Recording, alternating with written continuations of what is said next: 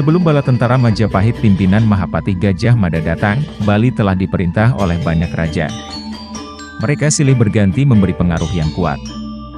Banyak perubahan yang dibawa oleh mereka, termasuk sistem pemerintahan yang sebelumnya tidak dikenal oleh rakyat Bali.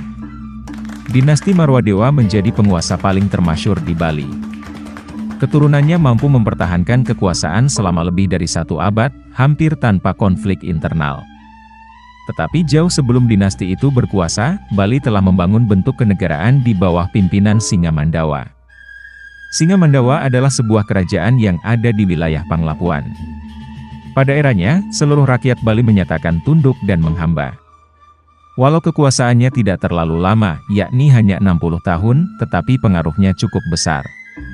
Prasasti Dinaya di Jawa Timur dan Prasasti Canggal di Jawa Tengah yang dibuat pada pertengahan abad ke-8 menceritakan asal-usul kerajaan Singamandawa itu. Dikisahkan ada seorang utusan dari Sriwijaya yang datang ke Jawa. Mereka dikenal sebagai masyarakat Gajayana, karena dalam prasasti tidak disebutkan nama kerajaannya, dan tinggal di wilayah Jawa Timur. Ada pendapat yang mengatakan bahwa nama raja-raja yang ada dalam prasasti Dinaya, merupakan keluarga Raja Sanjaya yang diperintahkan datang ke Jawa Timur, atas desakan kerajaan Sriwijaya dari dinasti Sailendra, tulis Narendra Pandit Shastri dalam Sejarah Bali Dwipa. Mereka cukup lama membangun kekuasaan di Timur Jawa. Namun setelah pertengahan abad ke-8, tidak ada lagi prasasti yang menjelaskan mengenai kerajaan tersebut. Narendra Pandit Shastri, seorang terpelajar dari India yang memperdalam kebudayaan Bali, meyakini keadaan itu terjadi akibat masyarakat Gajayana diserang oleh kerajaan-kerajaan kecil di sekitar wilayah kekuasaannya. Mereka kemudian memilih pergi menyelamatkan diri ke sebuah pulau di sebelah timur, yang sekarang dikenal sebagai Bali. Keberadaan Gajayana di Bali diperkuat dengan adanya tokoh bernama Gajah Wahana pada naskah Usana Bali.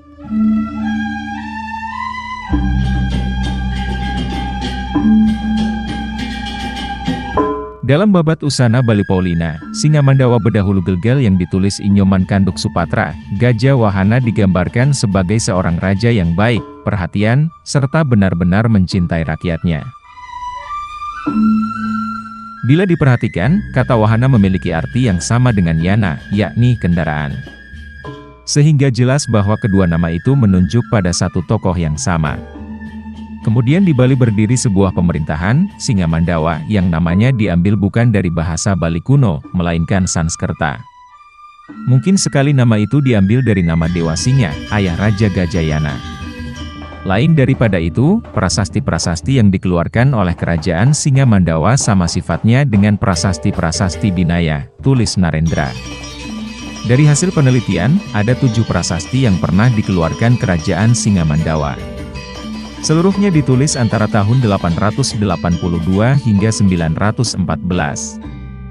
Di antara 7 prasasti itu, tidak memuat nama raja atau pejabat yang mengeluarkannya, sehingga agak sulit menentukan siapa raja termasyhur pada masa tersebut. Prasasti-prasasti itu lebih banyak menceritakan perhatian kerajaan terhadap kehidupan spiritual dan kesejahteraan masyarakat Bali. Seperti pembangunan tempat-tempat suci dan tempat tinggal para Brahmana. Atau penghapusan pajak untuk beberapa kelompok masyarakat. Namun sayang tidak disebutkan letak pusat pemerintahannya. Hanya disebutkan bahwa wilayah Singamandawa meliputi Bali Utara hingga ke Bangli dan Tampak Siring. Setelah berkuasa cukup lama di Bali, pemerintahan Singamandawa pun digantikan oleh kekuasaan dinasti Warmadewa. Runtuhnya kerajaan Singamandawa tidak dijelaskan dalam prasasti manapun. Namun ada sebuah pilar batu yang menyebut seorang tokoh bernama Kesari Warmadewa.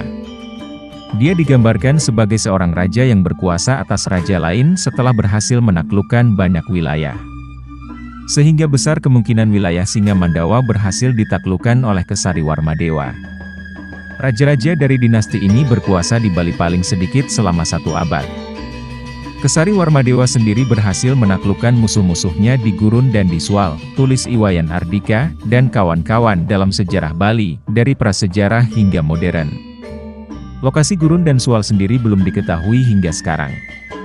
Namun dari catatan-catatan yang ada, para ahli menyimpulkan bahwa gurun menunjuk pada Pulau Lombok, sementara Sual merupakan nama Bali pada masa itu. Dinasti Warmadewa diyakini berasal dari Kerajaan Sriwijaya, yang diutus oleh rajanya untuk menaklukkan wilayah Jawa. Nama Warmadewa sendiri sering dipakai raja-raja di Sriwijaya, misal Mauli Busana Warmadewa, atau Senggrama Wijaya Tungga Warmadewa. Perlu diingat bahwa pada masa itu ada dua kerajaan besar yang bersaing menyebarkan pengaruhnya di seluruh Nusantara, yaitu Sriwijaya dan Wangsa Sanjaya. Kerajaan Sriwijaya lebih unggul dari pesaingnya karena telah berhasil menguasai Kalimantan, Sumatera, Jawa bagian barat, bahkan hingga keluar wilayah Indonesia sekarang. Sehingga tidak heran jika pengaruh Sriwijaya disebutkan sampai di Pulau Bali dan sekitarnya. Keberadaan Kesari Warmadewa sebenarnya serupa dengan Gajayana yang menjadi leluhur kerajaan Singamandawa. Keduanya sama-sama utusan Raja Sriwijaya.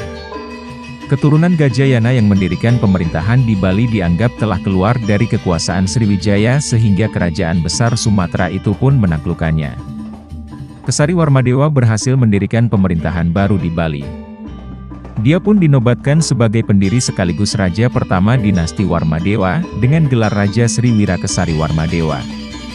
Raja Kesari Warmadewa dikenal sebagai raja yang bijaksana dan cerdas.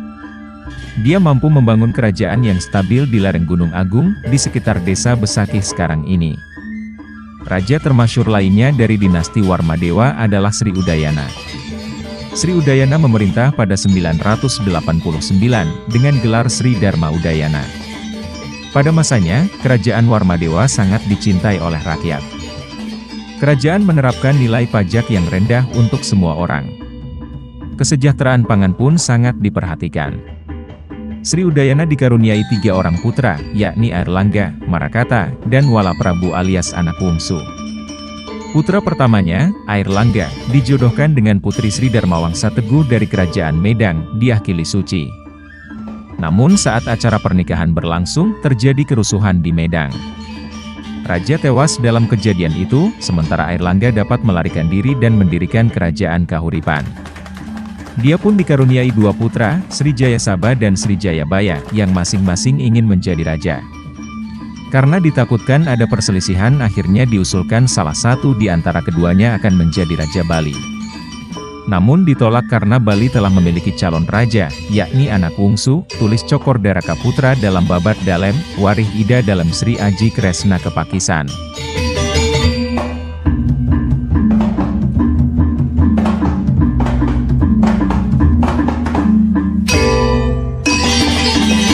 Pada masa pemerintahan Srijaya Kesunu, keturunan anak bungsu, Bali mengalami kehancuran. Sang raja membiarkan negara hancur karena dia takut dengan mitos di kerajaannya yang menyebut bahwa siapapun yang berkuasa, pasti berumur pendek dan tidak akan bahagia. Dia pun memutuskan untuk menghabiskan waktunya dengan bertapa dan melupakan urusan pemerintahan. Akibatnya banyak bangunan suci yang rusak, dan tidak ada perhatian dari pemerintah untuk kegiatan-kegiatan keagamaan, yang sebelumnya telah menjadi bagian dari keseharian masyarakat. Bahkan kejahatan pun dibiarkan terjadi. Kehancuran kerajaan Warmadewa pun tampak semakin nyata. Tidak ada kesujudan manusia pada dewata, tidak ada tapa brata, tidak berlaku tata tertib, dan tidak ada niat untuk mewujudkan kebaikan, tulis Cokor Daraka Putra. Srijaya Kesunu kemudian digantikan putranya, Srijaya Pangus. Raja baru ini berhasil menjalankan kembali upacara-upacara yang sebelumnya ditinggalkan. Pemerintahan Srijaya Pangus mampu membawa keamanan di Bali. Srijaya Pangus memindahkan pusat kerajaannya dari Gunung Agung ke Bedahulu Gianyar. Pada 1286, Bali diserang oleh Raja Kertanegara dari Kerajaan Singasari. Bali yang diperintah Raja Putri Adi Dewalancana mengalami kekalahan dan sang raja dibawa ke Jawa. Untuk mengisi kekosongan, diangkatlah Krian Demung dari Singasari. Memasuki tahun 1324, pemerintahan raja dari Singasari berakhir setelah kerajaan itu mengalami keruntuhan. Pemerintahan di Bali pun diambil alih oleh Sri Walajaya Kertaningrat. Setelah wafat, singgasana Bali diberikan kepada Sri Asta Suraratna Bumi Banten pada 1337. Walau singkat, pemerintahan Sri Asta Suraratna Bumi Banten dianggap sebagai raja terkuat di Bali. Ia didampingi dua orang patih yang terkemuka, yakni Ki Pasunggerigis dan Ki Kebo Iwa. Saat Majapahit menyerang, keduanya lah yang membuat pasukan besar dari Jawa itu kerepotan. Setelah Sri Asta Suraratna Bumi Banten dikalahkan oleh pasukan Gajah Mada, kekuasaan di Bali diambil alih oleh keturunan Majapahit, dan dikenal sebagai Kerajaan Bali Baru.